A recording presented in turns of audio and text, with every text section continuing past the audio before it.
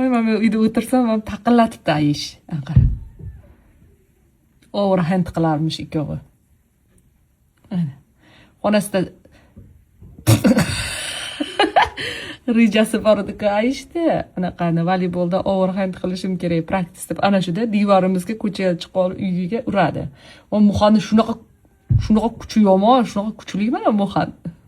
hozir men derazani taqillatib ikkalasi ham sakrab menga ko'ringlar mani deb chaqirib kecha aytdi ojon men o'ynadim ko'rdingizmi mani dedi yo'q desam shu yerda uyni oldida o'ynadim mani ko'rmadingizmi dedi endi hozir bunga chaqiryapti hozir keldim maktabdan bo'lmasam